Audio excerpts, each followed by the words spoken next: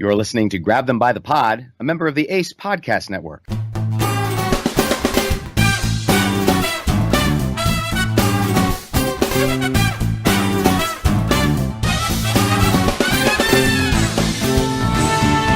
At long last, welcome back to Grab Them by the Pod. Thank you once again for joining us. I am Kevin, along with Jesse, and a lot has happened in the last month and a half or so since we last gave you our opinions on politics. So, Jesse, what can we talk about tonight? Well, do you want to talk about, I got a concussion. That was, one of the reasons why we haven't done this podcast. We all got really busy. You're a board of education. You have children doing many, many things that you're a coach. You're a great father, and you're a coach for many of these sporting events. We've campaigned locally. Just a lot of stuff. It was a perfect storm, I would say, of craziness to happen. But we figured, the election is passed. We better talk about it since we are, a politically themed, a Trump-themed, as it may be, podcast. A Trump-themed podcast, Grab Them by the Pod, as you might put two and two together. Yes. So Jesse mentioned our local experience, right? As you know, we are pretty heavily involved here in our local community. I'm on the Board of Education, just finished my first year of my first term. And Jesse, of course, ran for town council and has served as the Democratic Town Committee vice chairman for the last year almost. So we are very heavily involved in local politics. And so, Jesse, why don't you tell the listeners what that means? Well, I would say there were probably four people that we have, not counting statewide or nationally, just within our own little town, our own little area, four people that we were really campaigning for. We had a state representative. We had two state representatives, actually. One that's most of our town, and then one that was a portion of our town, a state senate, and then a judge of probate. And the election came and went, and we went 2 for 4. Our good friend won state representative, and the new person that we've been working with won judge of probate. But unfortunately, our mayor, who was on the other side of the aisle, also ran for state senator, and he won, so he'll be splitting duties. And the person who is representing part of our town, she lost the state representative. So it was a bittersweet evening. Everybody had put in a lot of work. We on Saturday walked several miles in the rain and the wind with the leaves falling down on our heads, doing lit drops and knocking on doors. We saw a lot of young folks, some high school kids came out and joined us. And that was great seeing the future of America they're out there doing. They can't vote, but they still want to make a difference. Yeah, as a high school civics teacher myself, and working on several political engagement projects with my own students, and then also to see some of our local high school students in our town come out and get engaged. I mean, what more can we ask for? This is exactly what we need to see. If we expect any change to really happen, if we expect to save this country and its democracy, we need to have those young people see their worth, see their value, and see where they can get engaged to make it better. And forget the high school kids. Your son is 8 years old. He did 2 hours of pole standing in the middle of the day with your father. And then, again, he was out with us from 5 to 8 o'clock on election night when it was cold. It was dark. It was rainy, but he was there. And I don't know many 8-year-olds who want to do that, but he wants to, again, be part of the change and get involved in the process. And I love the kid, and I give him a lot of kudos. Yeah, my son's a bit of an anomaly. You don't see too many 8-year-olds who are involved on political campaigns, but he gets that bug from me. Growing up in this house with me as his father, and being a social studies civics teacher, and being involved in politics for a long time, he's really had no other experiences. Aside from being an 8-year-old, he does get to play and have fun, but he's really grown up around this whole political life. So, he likes it. He enjoys it. I never have pushed him towards it. He wants to be out there doing it. And, I hope that means something positive for his own future. So let's look to the political landscape of the nation. It really was much as expected. The Dems took the House. The Republicans kept the Senate. Dems made some gains in some governorships, but it could have been better there, although it was a net gain, so good for them. What would you say, Kevin, was my reaction as the results started coming in, especially concerning the House? Well, for those of you out there in podcast land, you probably don't know that Jesse here has an addiction to his cellular device. Mm-hmm. So every little ding and buzz that went off on that phone, he was constantly checking the updates. And as the percentages what was it, 538 that you were following? Yep, yep. Okay, as the percentages that they had showing for the likelihood that the Democrats would take back the House and Senate kept changing, poor Jesse was just he was in quite a funk and fearing that the Democrats were not going to take back anything. So he was quite nerved up, but eventually as the night went on and those numbers changed for the better and for the positive for the Democrats, Jesse's mood changed as well. And by the end of the night, all was well with Jesse.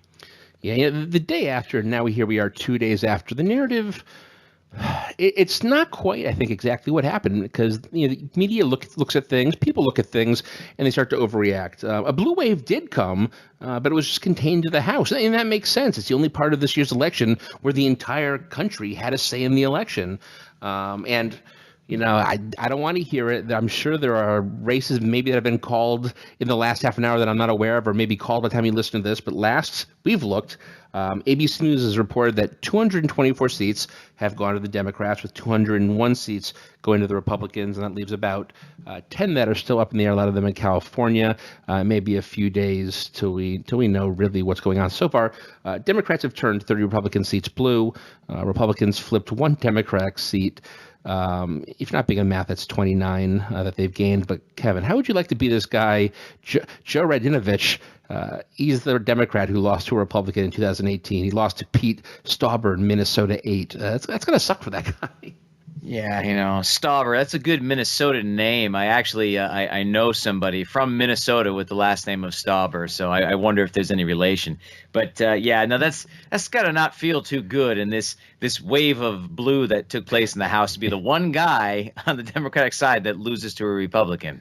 It was an open district, so at least he wasn't a sitting person who lost. Speaking of Minnesota, I work with a guy who has a friend. I think it's a childhood friend, but I'm not sure. But he's a friend nonetheless, who I think he overtook, I think it was Congressman Paulson, and he's going to be a Democrat now representing that district. And I was talking to him, and he goes, yeah, he wants to take money out of politics. And this guy, he's not a billionaire, but he has a couple $100 million in the bank. I'm like, man, how did this guy survive that $100 million? So, yes, there are rich people on all sides who run for Congress. But you know what? Who has the time to give up that much of time of their life to campaign unless people have money? And they're not all bad. To make money, right? Exactly. So, the toss-ups have either gone to the Dems or are too close to call. But though there were a couple of districts that leaned right. I think it was New York 11, South Carolina 1, and Oklahoma 5. These leaned right, and they were won by Democrats. So again, it shows that just because it wasn't a tsunami that came and they just washed over everything doesn't mean it's a blue wave. I think people. I was listening to a 538 podcast today, and they said, frankly, people are stupid. They don't understand the data. If you look at the data and not actually the emotions you have, you can see what a good night this was for the Democrats. Well, absolutely. I think all of us that work for the Democratic side, had to take a step back. And in their heart of hearts, everyone wanted to see this massive backlash to Donald Trump, that Democrats would just take back everything that had been lost. And the reality was, if you looked and stepped back and looked at the numbers, as you suggest, that you knew the Senate was not going to go blue. And to take this many House seats and governorships and other elected races, it was a big deal. It was a great victory for the Democratic Party on Tuesday night. And sorry, we're being a little more partisan than we usually like to be, but the election just happened. It's still raw, and our emotions are out there, and it means a lot to us. So of course, Nancy Pelosi is going to be running to be. She sent letters to everybody saying she intends to run for Speaker. What do you think should happen with Speaker? Well, Jess, I'd love some new blood in there, not going to lie, but it does look like Nancy Pelosi will be back for another round as Speaker of the House. And maybe that's what needs to happen at this point, after all that's gone on over the last 2 years, is somebody who's been in the position before, who, can get the rank and file members in order and restore some of that normalcy back to Congress. And we'll see if she's able to do that. And I can only hope that she's grooming some of the younger, newer members to potentially take over for her in the next few years. I really hope, we've discussed this in the past, I really hope these newer people who are Democratic socialists or whatever don't, again, become like the Freedom Caucus and constantly quarrel with their own side. They the House. They have a chamber of Congress. They can stop laws from happening. Now's not the time to fight. Come together, figure out what you can do to advance their agenda and hopefully right the ship in parts of this country, or if not all of it. Exactly. Well, now the Senate was kind of a different story, but again, it's not entirely surprising. It was always really a long shot for the Dems to take it back. You really needed the perfect storm there again and the perfect night, and right off the bat, it wasn't going to happen. The state's up for election or for re-election this year. There's a third of them every 2 years. This year, they heavily favor the Republicans. A lot of seats that were going to project a good night for the Republicans, and I think they did even better than what a lot of the polls may have predicted. As of this podcast, Republicans flipped 3 seats. They've lost 1. Arizona and Florida. I mean, Florida has been called kind of, but there's going to be a recount there. We'll talk about that in a second. In Arizona, last I looked, it was still pretty close. But, overall, a really good night for the Republicans. Yeah, and again, it shouldn't be a surprise. And if anyone is disappointed about that, if they looked at the figures going into this election, it played well for the Republicans. That's how this round of Senate elections stacked up from the beginning. So we can't be too shocked that this happened. Last I looked, I think Rick Scott was up something like 0.4% or something over the Democrat and incumbent Bill Nelson. So I said there's going to be a recount happening there.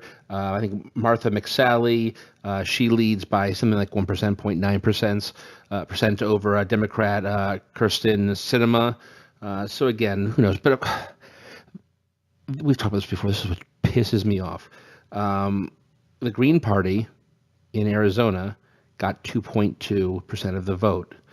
Which would have gone to Sinema, which would have put her over the top. So congratulations, Angela Green. I understand that she withdrew before the election and supported Sinema, but you're on there on the ballot, and you likely cost the Democrats a seat, which there's no reason to be running in this day and age as a Green Party or a Libertarian or whatever. You're just going to screw over the person you'd prefer on there. I mean, I don't mean it's everybody's right to do it, but it just really upsets me.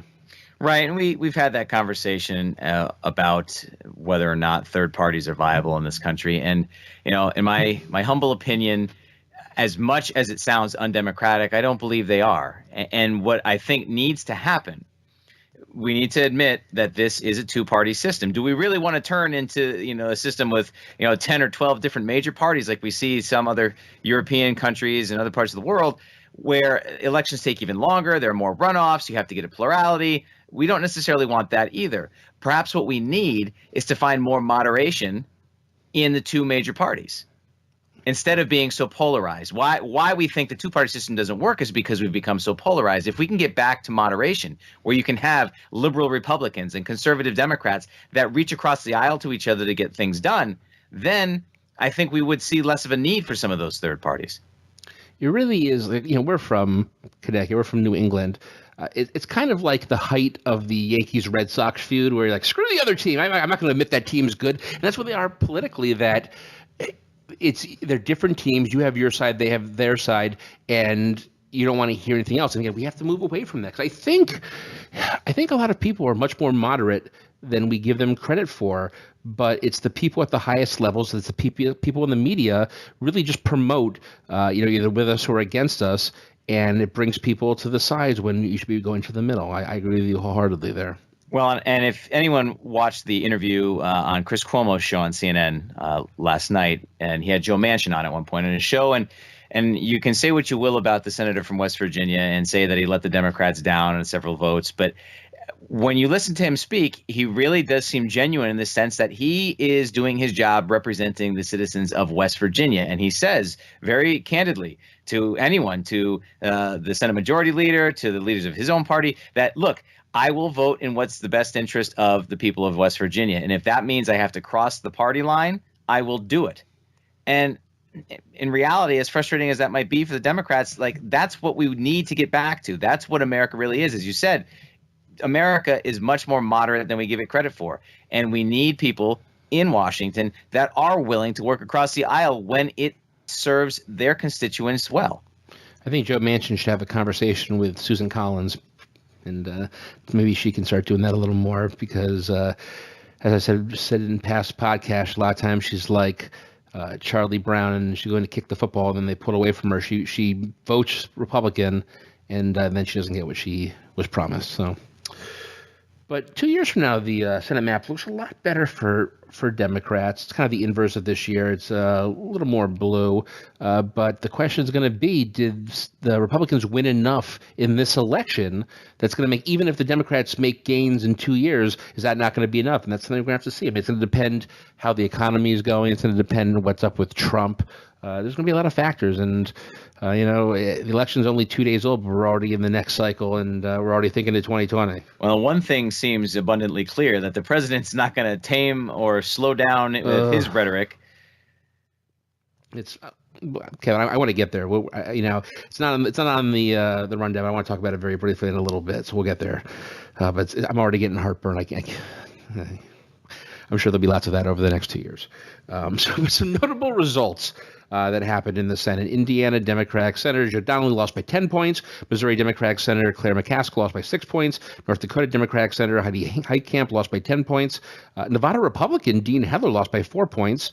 Tennessee Republican Representative, she's currently in Congress, Marsha Blackburn, she won her Senate seat by 11 points. It was projected to be a little closer than that. As you mentioned, West Virginia Democratic Senator Joe Manchin won re-election by 4 points. But there's really the race that got national attention. Republican senator and the most hateable man in all of Congress, not just the Senate, Ted Cruz defeated Democratic Representative Beto O'Rourke by less than 3 points in Texas. I know you're a big Beto supporter, if I say it correctly. What do you think? What do you have to say about that? Well, you're right. As you said, I'm a Beto supporter and sent him some funds and sent my support from the Northeast. But I'm disappointed, but I wasn't surprised. I mean, I think it played out exactly how it was going to play out, that he was going to get close, but he was going to lose by a few percentage points based on where he is. He's in Texas. The fact that he got as close as he did, the fact that he created such a movement tells me that there are big things in his future, that if you in Texas can generate that kind of support and that kind of excitement as a Democrat, that this country over, you might be able to make some waves. Yeah, Beto's going to be just fine, I think. I think he has a bright future. And people are already throwing out there, he's going to run for president in 2020. I don't know if that's getting ahead of things. I think he'd be a good VP candidate. So maybe he runs, then ends up dropping out and going with whoever does it. We'll have to wait. I can't believe we're already talking about the next presidential election, but it's going to get kicked off probably mid-time sometime this year. So the people, you can already see, we saw in the last few months, people making moves or are in hearings making a stink on things. So they want a national. Cory Booker, I think, has been you've been seeing him make some waves. Kamala Harris has been visiting Iowa. People in Iowa and New Hampshire have said they want to meet Beto. They want to talk to him. So they're open to it. And as many problems I have with the primary process, if you start off well in New Hampshire and Iowa, going to South Carolina, who knows? You just got to get that good start, and then you could be propelled to the top. Well, many people had likened Beto to, the white Obama. He kind of carries himself that way. He resembles him a little bit too, kind of tall and lanky. But I actually have been drawing more of a comparison to Abraham Lincoln. Now, hear me out.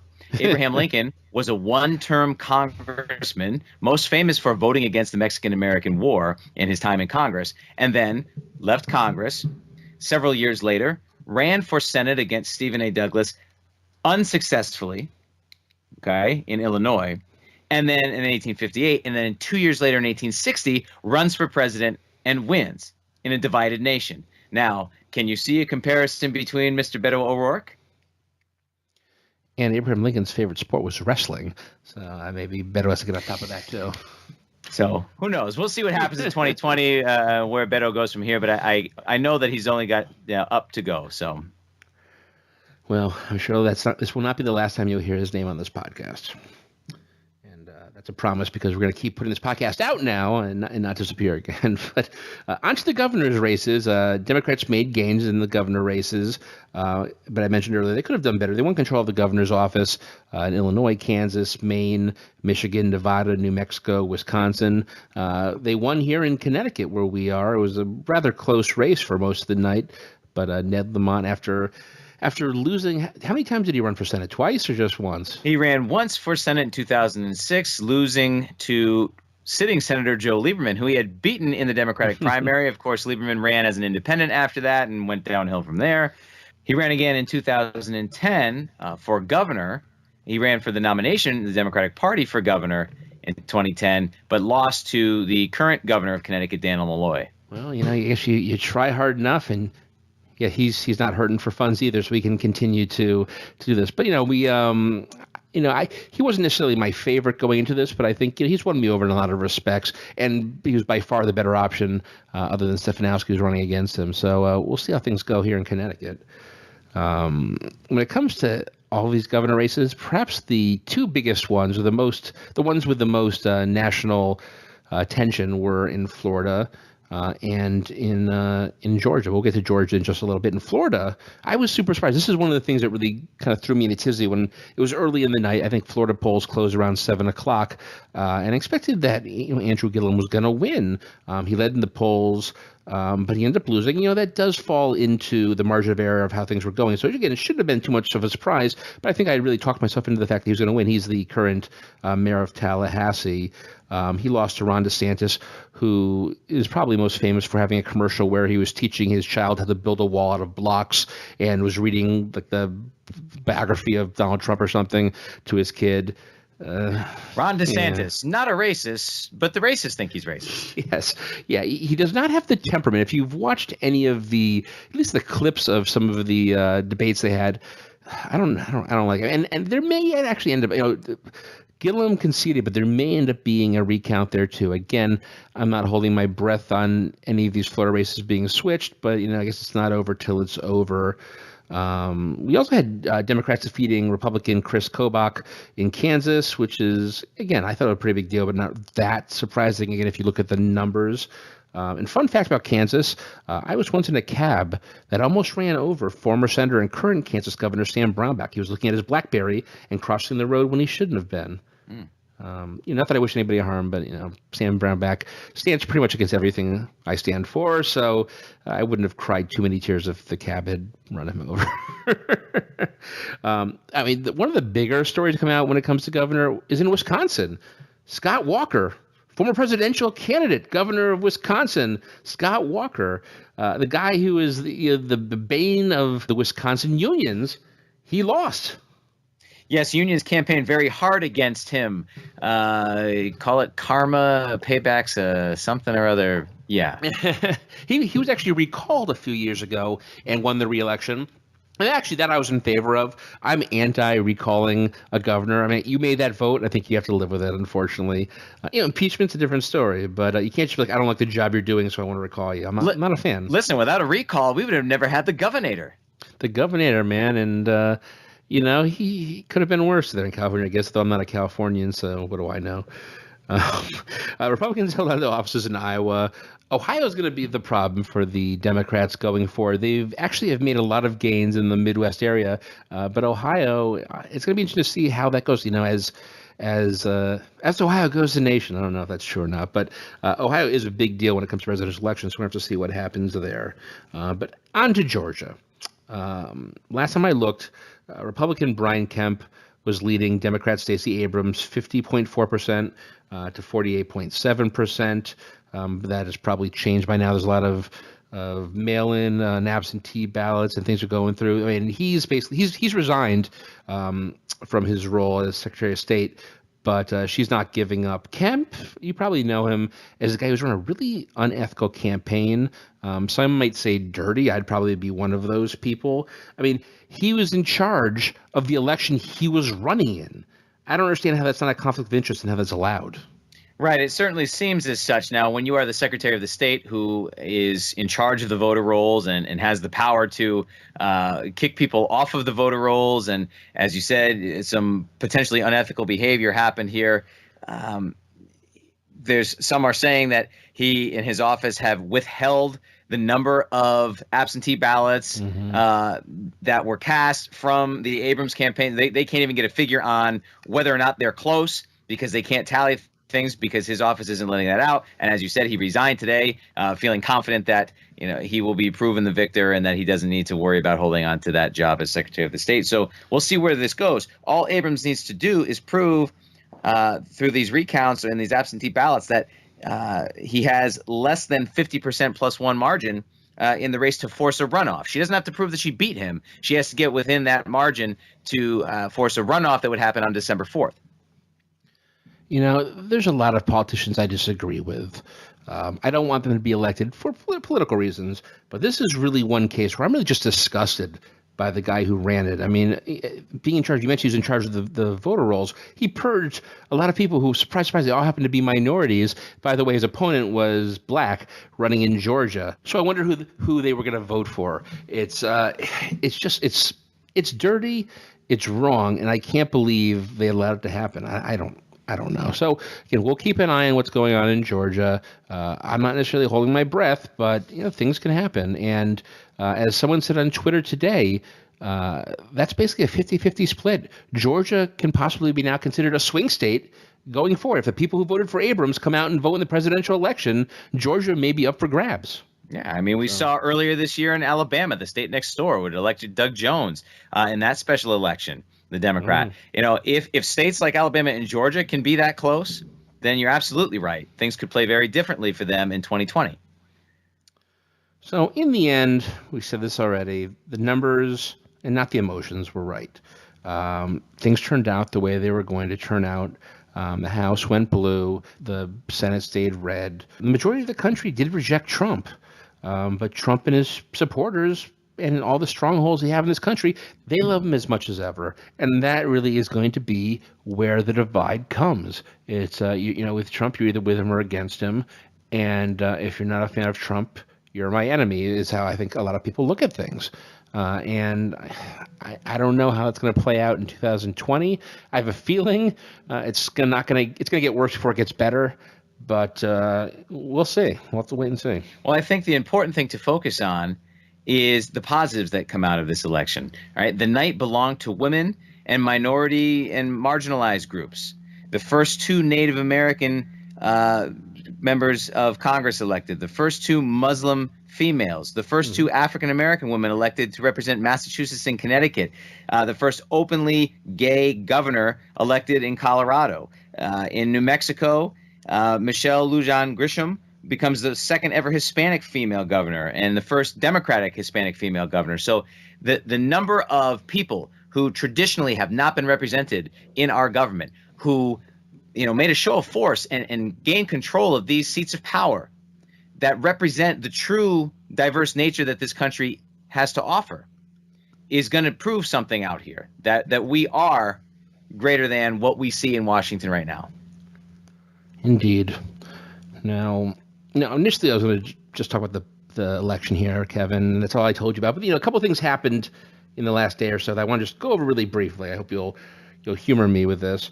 I got a filling filled yesterday at the dentist. My mom used to work there, and her boss, the dentist, is Trump, and she's an immigrant, which actually is very much surprised me. So I was arguing with her afterwards. I'm not going to let anybody go in my mouth with those sharp objects, and then while I'm arguing, and we walked outside. I was talking to my parents about it, and I get something popping up on my phone that says, guess what? Jeff Sessions is out at the Department of Justice. Matthew Whitaker, who is Sessions' chief of staff, is taking over as attorney general. He'll now be heading up the Mueller investigation. This is a guy who is against the Mueller investigation, has basically talked about how he can defund the Mueller investigation. What did you think, Kevin, when you first heard that news? Well, I can't say I was surprised. I think we've seen this coming for a while. I might have been a little surprised at the timing, but then again, not. Because President Trump lost control of one of the houses of Congress, which now puts his presidency in much more peril, right? Because he's finally, for the first time probably ever in his life, going to be checked by some other authority. And because of that, I see panic written all over his face. His reactions yesterday were very chaotic, and it's panic. And he knows that Jeff Sessions has recused himself from the Russia investigation. He knows now that with the Democrats in control of the House of Representatives, that investigations might actually stick. That he felt a need to get rid of Sessions quickly and get somebody in his place that he knows or believes will not hold up any of the Russia investigation and potentially try to slow it down or stop it. And speaking of all this, I just happened to look on The Hill, and they have an article out that says Mueller's team has started writing its final report. So that could be interesting to see. And I mean, Mueller's a very smart guy. It's not like this firing of Sessions came out of the blue. So it'd be interesting to see, if anything happens, if he just, goes nuclear and releases it. It's going to be interesting to see.